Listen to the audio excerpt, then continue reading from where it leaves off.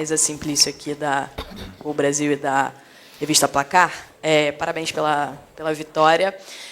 Mas, antes de falar do jogo, eu queria tocar no ponto do Bruno Henrique, que foi uma notícia que a gente teve ontem, né, várias situações, enfim, envolvendo uma denúncia em relação ao Bruno Henrique. Ele veio para o jogo hoje, você colocou ele em campo. Eu queria saber se vocês conversaram, como é que está a cabeça dele diante de tudo isso que está acontecendo, Felipe. E queria saber de você, né, que sempre é um cara que se posiciona muito bem sobre diversos assuntos envolvendo o futebol. Esse assunto específico, como é que o futebol, as instituições, os clubes podem trabalhar para que esse tema, né, das apostas esportivas, enfim, os jogadores, e a gente tem visto alguns casos no mundo de suspeitas, como é que se pode trabalhar para que se evite situações como essa do Bruno Henrique? A gente ainda não sabe o que vai acontecer, mas para que os jogadores estejam cada vez mais longe de situações assim. Bom, obrigado primeiro, boa noite. O Bruno, claro, conversei com ele, ele está normal, absolutamente normal, se apresentou com todos os companheiros, e como eu falei na outra entrevista, ano passado, a mesma coisa. A única coisa que pedimos, que ele deve pedir, mas eu peço por ele, é a presunção de inocência, né? Uma pessoa que tem o direito de se defender das acusações e ele tem a presunção de inocência. Então, como eu falei, uma postura de uma pessoa que está totalmente tranquila, hoje entrou em campo, foi companheiro dos companheiros, foi amigo dos amigos e absolutamente normal. Enquanto, claro, ele tiver disponível, é um jogador muito, muito, muito importante e está disponível para mim. Sobre as casas de apostas, hoje o Diego Ribas colocou um vídeo, para mim foi assim, o que eu quero falar, o Diego falou. Se alguém quer saber o que eu penso, tá, o Diego falou por mim ali. Quando eu era novo, assistia a Fórmula 1 com meu pai e todos os carros tinham uma propaganda de cigarro, né? Hoje já não pode mais. Eu recebi várias ofertas para fazer propaganda de casa de apostas, não faço, porque eu sei o danino que é para as pessoas que apostam, né? O vício que é uma droga, infelizmente. E daqui uns anos, daqui a 20 anos, a gente vai estar olhando e falar assim, caramba, todos os times, todos os lugares tinham anunciado casas de apostas, né? Mas o dano que está machucando, está fazendo em tantas pessoas, a gente não tem a real noção ainda, né, do que está acontecendo. E os jogadores eles estão cada vez mais instruídos por o próprio clube. O Flamengo deu uma palestra sobre esse assunto, sobre o que os jogadores podem e não podem. Os próprios, na Espanha, por exemplo, desde que eu estava lá em 2015, 2016, falavam todos os anos, né, sobre o que a gente tinha, nossa conduta, e o Flamengo fez isso esse ano. Então os jogadores estão cada vez mais instruídos para não serem nunca abordados. Okay. E boa noite, Felipe. Léo José do Coluna do Fla. Ainda também no extracampo. Hoje a gente viu o Flamengo jogar jogo em casa, no Maracanã, só que para 30 mil, 32 mil torcedores no Maracanã. E você, como torcedor histórico, já sabe, torcedor e também jogador multicampeão, sabe a diferença de que é jogar no Maracanã lotado, 55, 60 mil torcedores, e um Maracanã com público reduzido.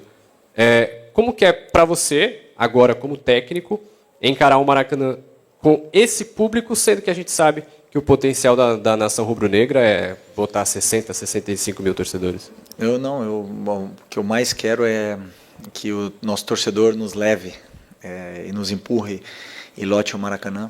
É um assunto que não é meu, é da diretoria, claro, né? Não tenho nada a ver com isso. Claro que eu e todos os jogadores trabalhamos sempre pelo torcedor, é o que nos move, né? E por jogar futebol, primeiro, que é o nosso amor, mas o que mais nos motiva é fazer um gol e o estádio todo vibrar e cantar teu nome. Claro que é isso que mais queremos, mas a única coisa que eu peço é que a torcida nos apoie, que eles sabem bem como o Maraca sabe fazer festa. Você fala que sou um eterno torcedor, né, de toda a vida, mas eu nunca pude participar no Maracanã antigo, né? Nunca pisei nesse Maracanã antigo. Queria muito ter vivido isso como torcedor do Flamengo e que o torcedor ele nos acompanhe. Precisamos muito do nosso torcedor aqui no estádio para poder performar, porque os jogadores se motivam muito mais quando a festa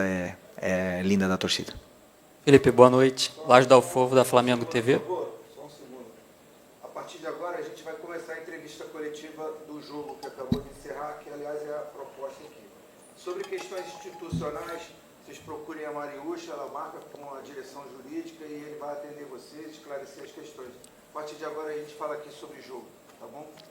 Vamos lá. E Felipe, Laje Dalfovo aqui da Flamengo TV, sobre aspectos positivos, né? Hoje foram tantos, seu plano inicial de jogo, gols de bola parada, o Danilo fazendo gol indo muito bem, cruzamento certeiro do Wesley, você até deu um abraço nele ali, bem legal, o Pedro, mais um golaço do Arrascaeta. Queria que você comentasse como técnico, quão orgulhoso você sai dessa partida, uma goleada histórica, e o quanto isso vai impactar na confiança dos jogadores para esses próximos jogos. Bom, eu estou muito feliz pela vitória, pelo resultado, pela eficácia, né, que fala, né? Que vocês cobram tanto aqui em todas as coletivas. Eu sempre digo que tem vezes que a bola vai entrar de um jeito que ninguém espera e tem dias que a bola não vai entrar. Isso é futebol, mas os jogadores têm esse poder ofensivo. Mas eu não me iludo com o resultado, eu não me iludo com nada disso. Eu sempre, quando eu analiso, eu tento colocar o resultado de lado, né, independente da vitória ou da derrota. E hoje, os gols que a gente fez cedo nos deram esse poder, essa confiança e tudo mais, mas são muitas coisas que eu sei que fizemos bem, mas também tem muitas que não fizemos bem. Portanto, o resultado elástico ele é maravilhoso para o torcedor, para os jogadores ganhar confiança, mas o treinador tem muitas coisas que corrigir desse jogo aqui, principalmente no primeiro tempo. Fizemos coisas que temos que melhorar. Felipe, aqui Isaac Andrade do Flavoz. Nessa vibe de jogo boa que aconteceu hoje, mas recapitulando que nos resultados ruins do Flamengo, principalmente na última derrota, você disse, a culpa é minha. Então eu vou fazer agora o contrário. Hoje, o mérito é teu. O que o Felipe Luiz hoje, né, que ganhou, que encantou e que já antecipou o chocolate para várias famílias rubro-negras, fez para ganhar da forma como ganhou do Juventude? Não, sinceramente, assim, eu falei nas outras coletivas e não tenho problema em assumir meus erros, né? E hoje aconteceram coisas durante o jogo que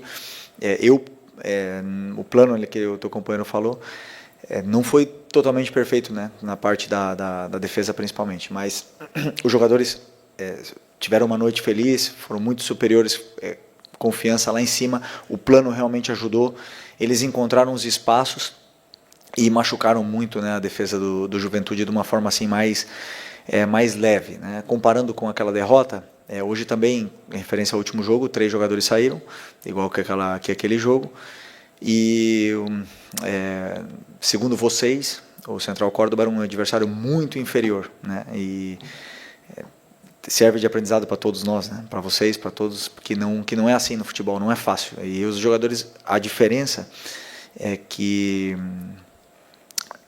os jogadores têm uma ambição muito grande. Eles têm uma fome muito grande. Eu noto isso no dia a dia, no trabalhar, nas perguntas que eles fazem quando eles têm dúvidas, porque eles não querem entrar em campo com dúvidas.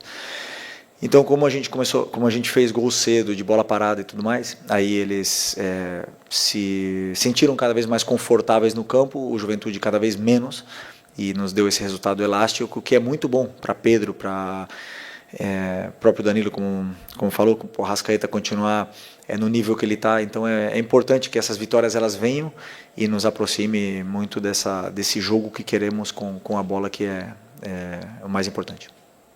Felipe, boa noite. Parabéns pela vitória.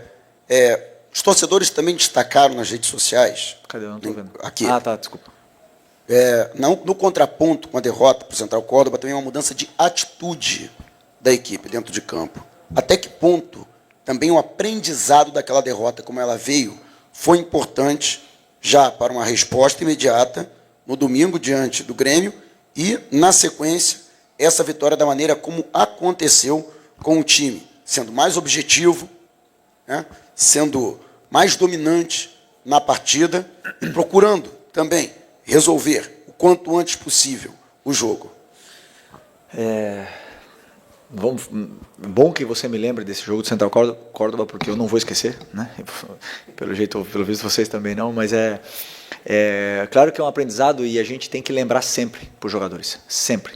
A derrota ela está aí. Se você não tiver no seu melhor dia, a derrota vai aparecer. Então, eu só não concordo com a mudança de atitude, porque aquele jogo contra o Central Córdoba a gente teve 2 chances, ou 3 claras, né? O Juninho teve uma chance clara no começo do jogo, que eu lembro agora, não estou lembrando das outras, para fazer 1-0, e a bola não entrou, hoje ela entrou. E isso dá uma confiança muito grande. A única diferença é que aquele dia, como a bola não entrou e nós tomamos o gol, o treinador cometeu um erro depois. E hoje a bola entrou, e os jogadores cada vez mais confortáveis. Então, a atitude eu não concordo contigo. O resto, que foi um aprendizado, não tenha dúvida que a derrota ela machuca, mas ela ensina muito. Boa noite, Felipe Luiz, Pedro Ramos da Sintonia Esportiva. Eu queria perguntar sobre o Pedro, meu xará, porque hoje ele voltou fazendo 2 gols, já tinha voltado contra o Central Córdoba. Eu queria saber os dados que vocês têm sobre a chance de relesão desse jogador, porque há 5 anos ele teve a mesma lesão em outra perna e voltou em 9 meses. O que vocês fizeram de diferente para 5 anos mais velho, em outra perna, ele voltar 2 meses antes, e se você também já planeja, talvez, ele ser titular contra o Vasco no sábado? Obrigado. Primeiro, essa pergunta era para o médico, não é para mim, né? Porque eles que planejam, eles fazem o planejamento dos jogadores lesionados. Eu pego os jogadores que estão saudáveis, mas o que eu sim sei é que o Pedro na lesão anterior voltou em 6 meses, e não em 9. E nessa aqui ele voltou em 7. 6,5 e 7, uma coisa assim. Os dados, o doutor pode falar muito melhor do que eu, são mais do que seguros para nos dar a confiança de colocá-lo no campo. Então, claro que falta ritmo, falta algumas coisas nele que ele vai pegar conforme ele vai treinando e com a minutagem em campo, né? Então, não sei ainda se eu posso. Acho que não posso colocar ele titular. Pedro não pode jogar titular ainda. Acho que tem que ter uma progressão e não sei. Agora, que os jogadores estão sujeitos a terem recidivas, claro que sim. Mas não só ele, todos que entram no campo, que pisam ali, têm o risco de arrebentar o joelho. Todos, de todos os times do campeonato. Não queremos que aconteça com ninguém, mas as lesões e o futebol é risco. E quem entra no campo está correndo esse risco. Eu mesmo quebrei as 2 pernas. E estou aqui. Felipe, boa noite. Emanuele Ribeiro, do GE. Globo. O que impressiona, além do resultado, da postura, da atitude do time, é essa intensidade durante os 90 minutos, né? O Flamengo não deixou de jogar em nenhum momento, mesmo com 2, 3, 4-0 no placar, pressionando a saída de bola do Juventude. E essa intensidade é a marca também do seu trabalho, né? Acho que o gol hoje cedo ele condiciona o jogo, como aconteceu contra o Grêmio, facilita muito para o Flamengo jogar e se impor, como se impôs, né? Mas foi um jogo assim, em ritmo de treino, com você podendo testar, rodar o elenco, fazer testes ali na estrutura do time, mudando ao longo da partida. Qual que é a importância de ter esse elenco todo à disposição? Agora só o Vinha está no departamento médico. Acho que isso faz toda a diferença também para colocar em prática esse trabalho no dia a dia, né? Desculpa, qual foi a pergunta? A pergunta é sobre a importância de ter esse elenco todo à disposição para manter esse estilo de jogo, essa intensidade. Ok, a intensidade no começo. Verdade, uma das coisas que eu bato muito na tecla e que eu luto muito é que o time não baixe o ritmo, que continue com o ritmo alto, a intensidade alta, pressionando o tempo todo. Existem alguns jogadores que, até mesmo porque estão voltando de lesão e tudo mais, que não conseguem manter o ritmo durante os 90 minutos, mas aí, complementando a tua pergunta sobre o elenco, as peças no banco e com o elenco todo disponível, são extraordinárias. E eu amo ter essa dor de cabeça. Eu amo ver jogador bravo comigo porque não joga, porque isso quer dizer que eu tenho todos disponíveis. né? E eles fazem a intensidade aumentar. Por quê? Porque o jogador que entra, ele quer fazer gol, ele quer dar assistência, ele quer fazer as jogadas, então ele pressiona, ele corre, ele luta e continua jogando bem com bola. E mantém o nível de intensidade da equipe. Então, claro que o elenco é o que faz essa diferença. E uma das coisas que eu peço muito é que com 2-0, por exemplo, 3-0, que o time nunca baixe o ritmo. E hoje eles fizeram isso e vem comprando essa ideia. Felipe, boa noite. Boa noite. Felipe, fazendo um recorte do jogo contra o Inter, do jogo contra o Córdoba e dos últimos 2 jogos, no jogo contra o Inter, o Juninho ele tem uma chance de cabeça, o Rocher, muito mérito dele também, faz a defesa. No jogo contra o Córdoba também acaba que perde um gol ali antes dos 4 minutos. No jogo contra o Grêmio, o Arrasca aproveita essa oportunidade, ele faz esse gol no começo. E hoje, o gol saiu ali com 11 minutos mais ou menos, mas antes do gol a gente já via o time chutando de fora da área. Foi uma orientação sua para que, quando o adversário ele jogar com... A gente via ali claramente 2 linhas de 4, né, defendendo no Juventude. Foi uma orientação sua que os jogadores arriscassem mais de fora da área quando tivesse essa chance, assim, quando tivesse muito embolado a defesa do time adversário. Eu queria que você falasse sobre isso e dessa importância desses gols logo no começo, até para o Flamengo conseguir impor o seu jogo sobre o adversário. Eu falei em outra entrevista que, por exemplo, o jogo é um guia para a gente, para poder corrigir e melhorar a nossa equipe. Uma das coisas que falta realmente é a zona de finalização. O time chega, mas claro, as chances quando os adversários se fecham nunca são claras, né? E aí você tem que buscar recursos como cruzamento, chute e tudo mais. E claro que uma das coisas que tínhamos e temos que continuar melhorando é esse terço final. Acho que eu vi uma entrevista do Seabra essa semana que ele fala sobre criar mecanismos, e aí a gente faz isso, a gente leva o time até ali, depois dá mecanismos para que eles ocupem bem a área, para que eles entrem nos intervalos, para que eles ataquem o espaço e encontrem soluções por si só para poder resolver. Depois a qualidade do jogador é que faz a diferença, porque eu não posso nunca fazer um treino e ensinar o jogador a chutar a bola do jeito que o Arrasca chutou hoje, é impossível. Então eu levo ele até ali, eu crio a estrutura, dou mecanismos, depois a qualidade dele aparece e sobressai. E como eu disse também, tem dias que a gente vai ser mais feliz e outro dia vamos estar mais espessos na frente do gol, mas o importante é que o time mantenha a estrutura e a solidez, porque para mim é muito, muito importante que o time seja sólido na parte defensiva, que foi um dos guias que a gente teve que melhorar do jogo da Libertadores. Oi, Felipe, aqui à sua direita, Sérgio Lobo, parabéns aí pela vitória. Queria que você falasse um pouquinho mais sobre o Arrascaeta, porque eu tenho percebido nos últimos jogos que o rendimento dele fisicamente tem melhorado muito. Queria saber se vocês estão fazendo um trabalho com ele diferenciado nesse sentido. E outra coisa, sobre o posicionamento dele. Também me parece que ele está jogando mais perto do gol. E ali ele é muitas vezes letal, como foi hoje, como foi contra o Grêmio 2 vezes. Você está reparando nisso também? Você mudou ele um pouquinho de posição, botou ele mais perto do gol e fisicamente. E só um outro detalhe, como é que está o Alexandre? Me parece que é na mesma lesão que ele teve no Campeonato Carioca, na mesma coxa, não é isso? Eu não acho que é a mesma lesão do Alex, eu acho que não é, mas falei com ele rapidamente, ele falou que foi muito leve, eu senti alguma coisa muito leve, mas vamos esperar o exame para ver o que realmente aconteceu, porque é um jogador muito importante, fundamental. Sobre o Arrasca, assim, o planejamento físico de um jogador que volta de lesão, de uma operação do joelho, que fica 2 meses e meio parado, descondiciona, a perna atrofia, e aí tem uma volta, um retorno, e conseguimos nesse Campeonato Carioca dando essa minutagem sem sobrecarregar um pouco, para ele também voltar ao peso normal, para ele recuperar os níveis de força, e somando treinos aquisitivos para que ele pudesse recuperar a forma física. Era questão de tempo, Com os jogos ele vai, e com os treinos ele vai melhorando, e uma das coisas que ele tem de bom é que ele se cuida, que é um cara que gosta de treinar, que treina com muita intensidade, treina todos os treinos sério, aquece sério, faz o trabalho de força na academia. Então o rendimento ele vai chegar, o físico vai chegar, e quando o físico tá bem, a minutagem vai voltar a dar a confiança necessária que o jogador perde quando fica fora, né? Fica lesionado. E hoje ele está já perto do prime do que a gente conhece. É um jogador muito diferente, como eu falei, é muito diferente. Ele é muito diferente. É uma loucura ver o que ele faz nos treinos e nos jogos. É um jogador que é muito especial.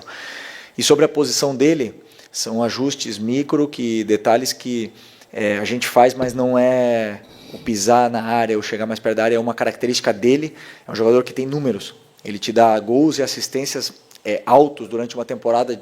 Então ele dá quase toda a temporada mais de 10 gols e mais de 10 assistências. Portanto, é um jogador que pisa a área. Um jogador que não pisa a área, que não tem essa facilidade de chegar, ele não te dá esses números. Então, é uma coisa dele, e nos próprios treinos você vê que ele está ali toda hora, que ele está chegando porque ele tem esse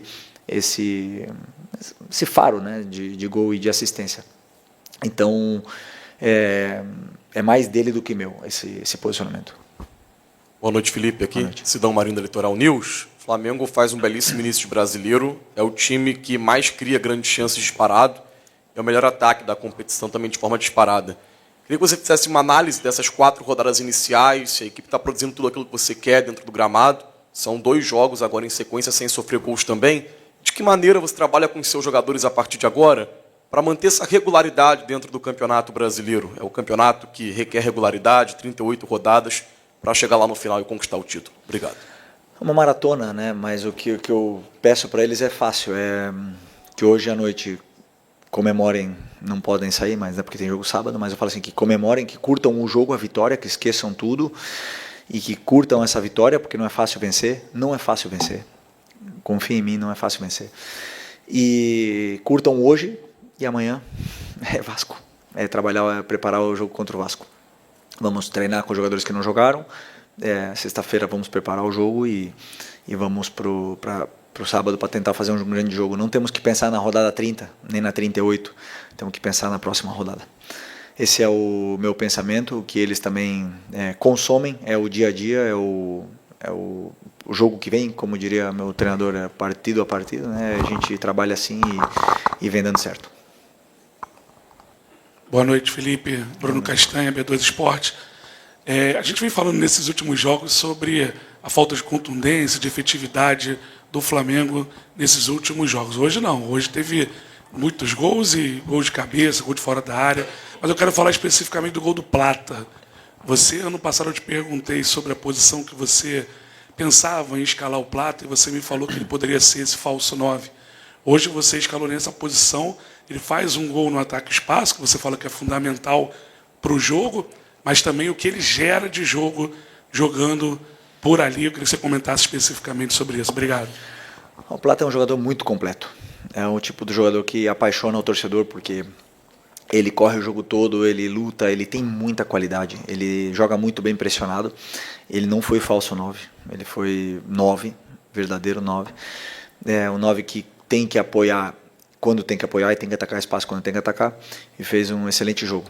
O difícil é deixar o Plata fora. Isso é difícil para o treinador. Então, às vezes, quando um cara é tão bom, o treinador ele tem que dar um jeito de colocar esse jogador. E por isso que eu falo, é muito bom ter essa dor de cabeça, porque quando não começa a Plata, pode entrar no segundo tempo, tem Luiz, tem Matheus Gonçalves que não jogou, e o Gerson pode jogar de volante, o Plata pode jogar de atacante. Eu vou mexendo essas peças desse jeito para poderem jogar, porque como é que eu deixo fora? O Plata ele é muito bom, e aí que eles brigam entre eles, e eu também quebro a cabeça aqui que quem sai ganhando com isso é o elenco. Felipe, tudo bem? Boa noite aqui no meio. Gabriel Rafa, canal Paparazzo Rubro Negro. Parabéns pela vitória. Felipe, hoje você teve um retorno importante, né, do Danilo, zagueiro, que a gente sabe da qualidade que tem o Danilo. Hoje foi um jogador que de 104 passes que ele deu, foram 100 passes certos, foram 4 passes errados durante todo o jogo, acabou fazendo gol também. Um jogador que acelera muito a partida. Eu queria que você falasse sobre o retorno do Danilo e como você enxerga essa briga pela posição lá atrás, né? Você tem o Léo Pereira e o Léo Ortiz, que eram jogadores que ainda são, né, jogadores com maior minutagem no ano, com exceção do Rossi, claro. Como que você enxerga agora com o retorno do Danilo essa briga pela posição lá atrás? Obrigado, parabéns pela vitória. Um jogador, não preciso nem falar, né, do nível desse jogador. Vocês viram hoje e vocês viram na seleção, viram a carreira que ele fez, então não dispensa comentários a qualidade que tem esse jogador. Que você falou dos 104 passes que ele deu no jogo e 100 certos, mas quantos desses passes foram passes importantes para frente, que rompem linhas, passes que nos levam até a área do adversário. Isso são os passes que eu conto, não o número deles. Então, é um jogador que escolhe o passe certo, a jogada certa, né? E isso, para mim, é muito importante. Não escolhe a jogada mais difícil, escolhe a jogada certa. E, além de tudo isso, é um líder, é um cara que tem comportamento de líder, de capitão, um cara que se comporta com uma liderança natural e contagia muito os companheiros. Então, desses caras que é muito bom ter como jogador. Oi, Felipe aqui, tudo bem? Parabéns pela grande vitória, David Sharp, do Antenados na Jogada. Aqui uma coincidência ou não, é que nessas partidas que o Flamengo ganhou, hoje, contra o Grêmio, contra o Vitória, o Flamengo jogou com 2 meias, né, com o Gerson e com a Arrascaeta. Contra o Inter não jogou com nenhum dos dois, desde o começo, jogou com 4 atacantes, e contra o Córdoba jogou só com a Arrascaeta, se não me engano, de início. Só com a Arrascaeta. Plata jogou. Plata, que faz muitas funções. Mas até que ponto, eu já te perguntei isso outras vezes, né?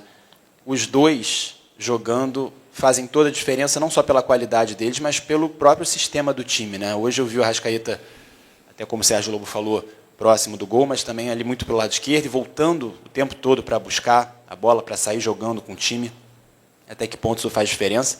E eu queria propor uma pergunta filosófica também sobre esse negócio de aposta, já que você falou muito bem, concordo completamente, se você puder responder, obviamente, porque partindo do princípio ainda que fosse verdade que o Bruno Henrique combinou, o que combinou com os parentes e tudo mais, o que isso de fato implica negativamente para o futebol, espetáculo, e para os torcedores, no caso daquele jogo que o Flamengo acabou perdendo, foi no final, na prática, pelo menos na minha opinião, não implica nada de negativo para o esporte, para o jogo de manipulação de resultados especificamente, né? Bom, sobre o... Eu já até esqueci a tua pergunta. Dos meias.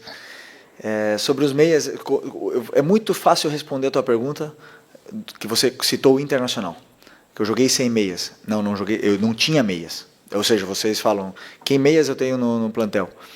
Arrasca, Gerson e Plata. São os 3 jogadores. Quem faz a meia? Luiz Araújo faz a meia. Matheus Gonçalves pode fazer a meia. E aí? Quem mais faz a meia? Então, eu joguei sem meia. Sim. E quem eu coloco na meia?